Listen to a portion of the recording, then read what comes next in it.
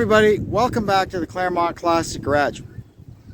Today I'd like to talk about lawnmowers because it's summertime and I love lawnmowers, and well, we got a few of them around here. I thought I would show you, for those of you who are maybe newer to the channel, all the different equipment that we've got, what we use it for, and maybe a little history behind how I got to where I'm at now. Let's get started. This here is our fleet of turf equipment. I'm going to take each piece, tell a little bit about it, what we use it for, and we'll try them all out. We'll put them all through their paces and see how they do. First, I guess I'll talk about the small stuff before we get to the things with wheels. When we first started out here, I like the idea of this. This is a steel, they call it a combi. So basically you've got a power unit up here, and then there's a joint in it here, and it takes different attachments. So here I've got a rough trimmer head, or I don't know what they call that, a slasher. That's for your stuff that is not quite as easily dealt with the string trimmer, and it's a straight shaft. This thing is tough. Also, we have to go on this unit. This is an edging tool, so you put that on and we can edge the driveway. I also have for this thing, I've got a pole saw that goes on it, and it's about 6-inch wide rototiller. There's other things you can get too for them, hedge trimmers, brooms, blowers, all kinds of stuff. When I originally bought this, I had the blower attachment on the list, and the salesman told me, look man, for $10 more than that attachment, I can sell you this, and for $10 you'll be way more happy. And you know what? He was right. I took his advice. I bought a BG55 blower, and this thing works great. And then this here is our FS38 string trimmer. It never misses a beat. It works great. I'll show you what these things do a little bit later. How I got started out with riding mowers. When I still lived in the city, the lady across the road from my dad gave me an old Sears. It was a 11 or 12 horsepower and a 38-inch deck. What I would find out later was that thing was made by MTD, and it is an epic machine. I'm pretty sure they still make them to this day. They've been making them for decades. They are just so good. They're brain dead simple. You could see here, the original ones had a 5-speed transmission, then 6, and then this one's kind of newer. It's got a 7-speed. This one is a Landmark, which was sold by Home Hardware. We'll be doing a video series on the rehabilitation of this unit, but what it all boils down to is when I saw it at the auction, I saw stuff like this and the forward and neutral switch on there that I instantly recognized it as one of these old 38-inch MTDs, and it's got, the engine half taken apart, and it was going by for cheap. I got the thing for $30. We'll get it going, blah blah blah. So yeah, that thing left an indelible impression upon me. It was just such an amazing machine. And when we moved up here, I brought it with me, and I thought I was the king. Hey, I've got a riding mower for my new rural property. Well, a 38-inch mower versus a 10-acre piece of land. I didn't know you could get big ones, little ones. Anyway, I have to say, when we first moved up here, that little 38-inch Craftsman mower that knocked this place down, it conquered the place. So I have no complaints. I sold it years ago. I should have kept it. I missed the thing. Anyway, so now I've got another one to play with. After that, I tried several different ways to cut the grass around here. I got Yardworks, also made by MTD, sold at Canadian Tire. I got a big riding mower. It had a 24 horse Briggs V-twin on it, and a 52-inch deck, and that was okay, but it was slow. It would mow the place, but it was slow. So then the next thing we tried, I've always got old Ford and Ferguson tractors around here. I bought a 72-inch finishing mower to go on the back of one of my tractors. The problem with that was that I would go and swing that thing around behind the tractor. And if there was a tree, a picnic table, a car, it's really hard to get used to that big finishing mower swing around behind you. And if you're like this place and you've got a lot of obstacles, it's maybe not your best bet. The other problem with those is towing it behind an old tractor. They're hard to steer because none of them have power steering, and the front tires tend to tear up the turf. It helps a little bit if you put car tires or motorbike tires on the front of them, but it's still a trade-off. So then I said, I know what I need. I got my Kubota. This is a B3030. It's a 2005, I think, or 2000. No, it'd be 2006. 2000? I don't know. It's in there, 2005, 2006. And this has got a 60-inch belly mower under it. And now this thing is good. You can go as fast as you want. It's got a 30 horsepower diesel engine in it. Grass, it don't matter how tall it is, how wet it is. This thing just smashes through it like butter, like there's no tomorrow. The problem with it is because I needed this thing to actually do tractor work, not just cut grass. I've got these industrial tires on. They don't tear up the grass like ag tires do. They're kind of in between ag tire and turf tire. These are kind of a nice trade-off. And the problem with this was that this place is rough, eh? And to go fast, to run this thing at the speed, to take advantage of, I could save a lot of time. The ride was just so rough. It really beat me up. Like, I would actually have internal pain after an hour of mowing on this thing. So the only way around it was to go slower. I thought about buying a set of turf tires for it, to try that. But then the turf tires, again, they're a trade-off. I'd go to do some ground engaging work, and now I've got turf tires on the thing.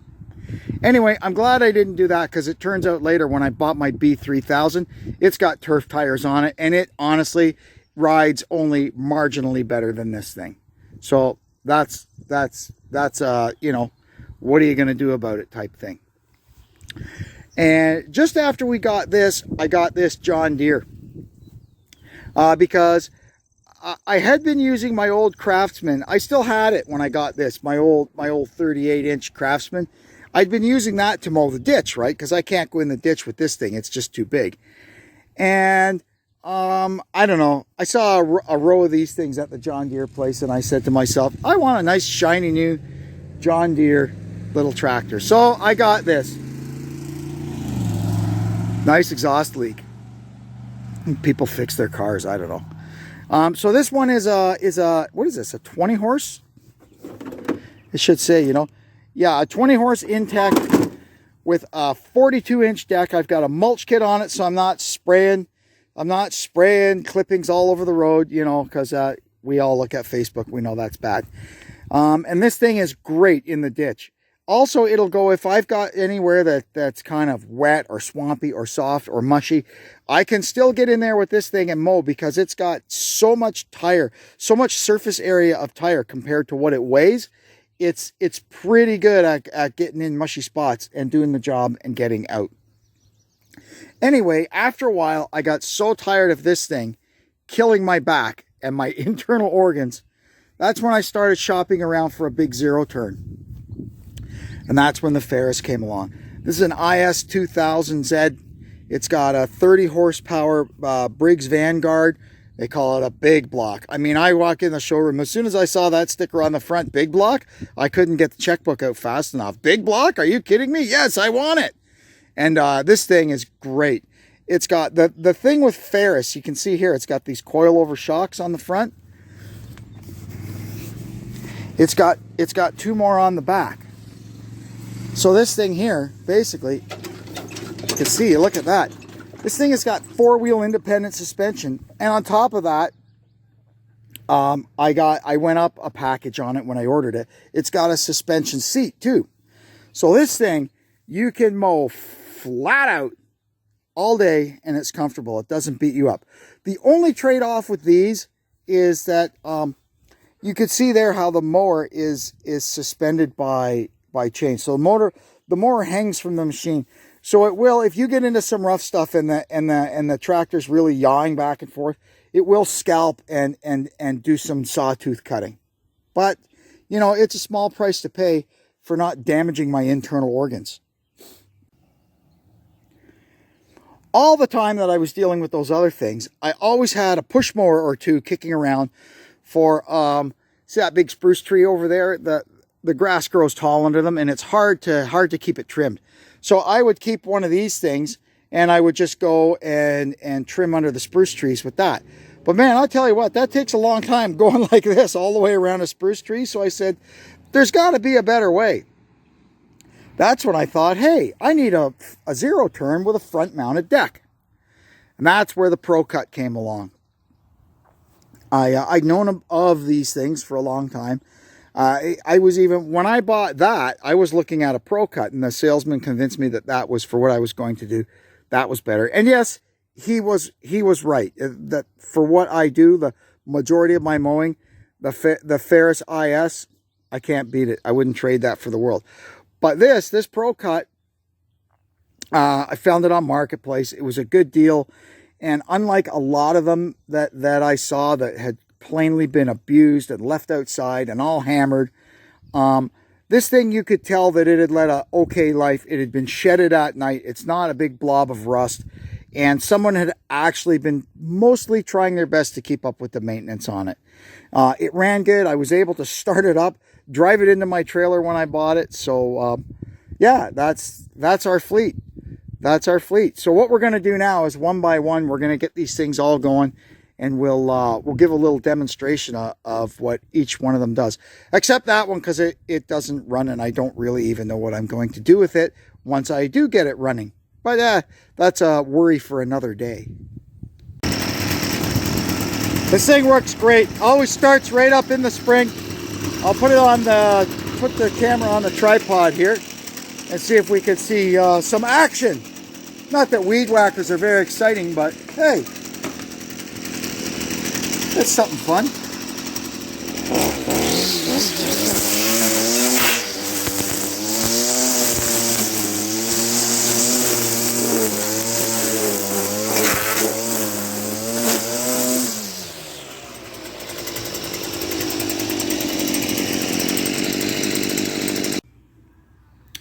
We're done with the string trimmer. Now it's time to get this bad boy going. I'll see you out back. Now I'll give you a fast demonstration of what this thing can do. Remember in Goldfinger, the things that came out of the wheels of the Aston Martin and went down the side of the Mustang? That's something what this thing is like.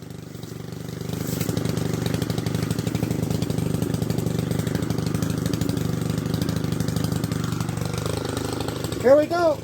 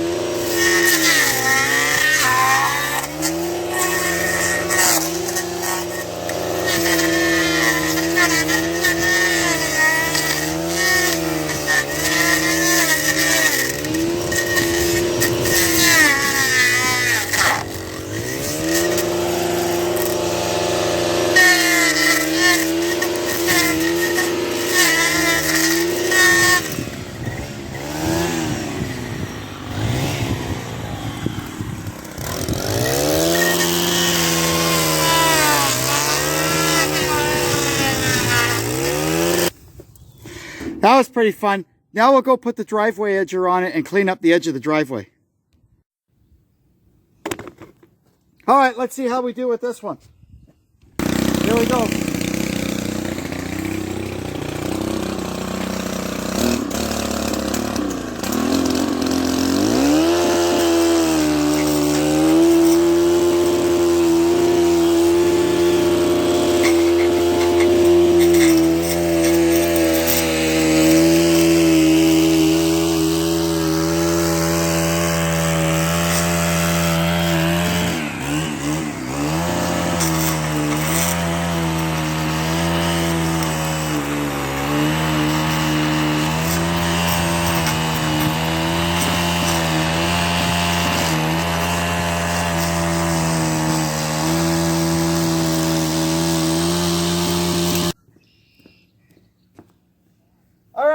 Now we get a shovel.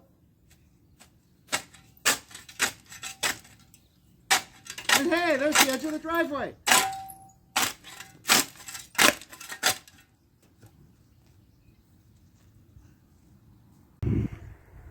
Now we're going to hop on the little Deere and do the ditch. You'll notice these three machines all have some pretty serious lights on them. This one, number one, because it's in the ditch and I want to be seen by traffic on the road. But number two, when I first got all these machines, I was still working. And there's only so many hours in a day, you know. And many times after work, I'd be out on the mower and I end up mowing in the dark. So we needed some decent lights on these things. Mission accomplished. I've been waiting for this ditch to dry out so I can get in and mow it. We've gotten so much rain. I still see a little bit of water over there by the telephone box, but aside from that, the rest of it's dry.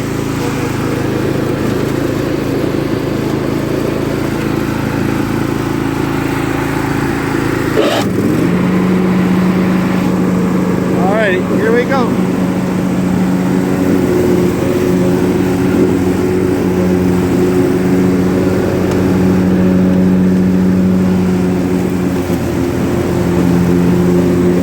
One of the year is usually a little bit messy, but once I get consistently on top of it, it cleans up pretty nicely.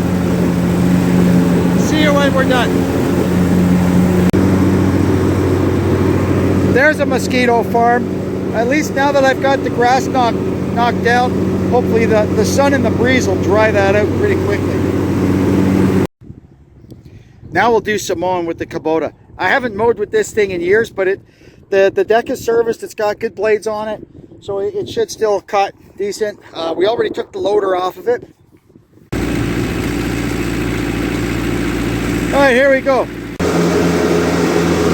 It's doing okay. I've forgotten how rough this thing is, and I'm purposely running it in mid-speed range.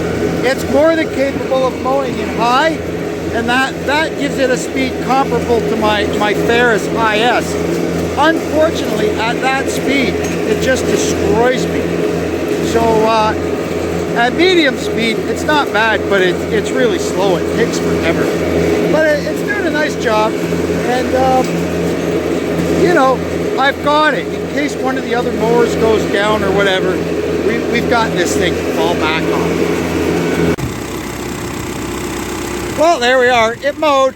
I think the deck on this one is set a little bit higher than the Ferris, so it didn't cut the grass all that much, and it left all the dandelion heads behind. But it does cut nice and smooth and straight. Anyway, I'm going to go put the loader back on this, and we'll put it away, and we'll hop on the ProCut. Well, let's get on the ProCut here and clean out underneath some trees.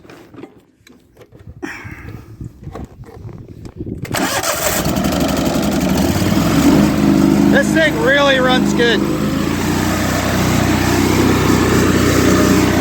I'll show you how we do this.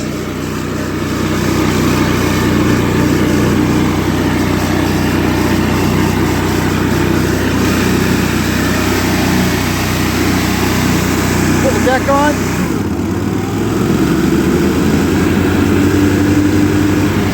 And you just work your way around the tree.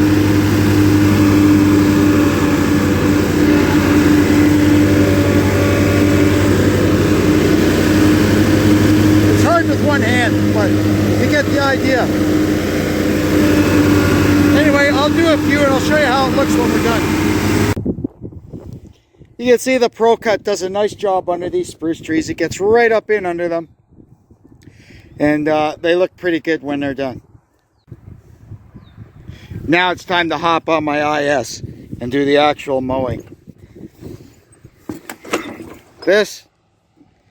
I love all my other mowers, but nothing can replace my IS. This thing is awesome.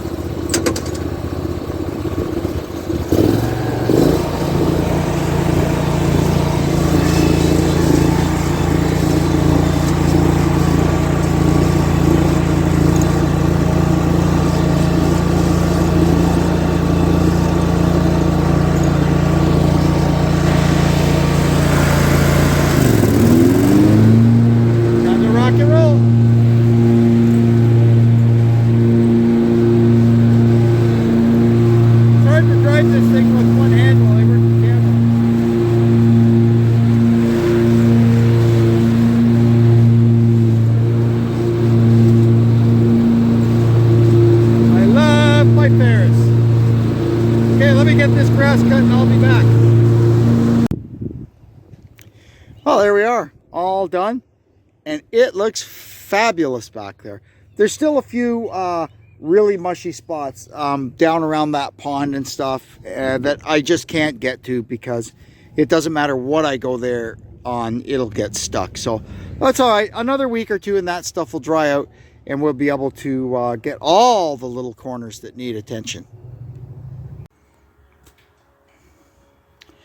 Well, that was fun. I enjoyed putting that together. Got all our machines out and showed you kind of what they do. Anyway, I'm going to take off now. I got a lot to do tonight. We're having kind of a shindig tomorrow. Oh, look at that, a mosquito. Get out of here. Anyway, I want to thank you for tuning in. Hope you'll come back and see us again. And until then, this is Kevin saying so long from the Claremont Classic Garage.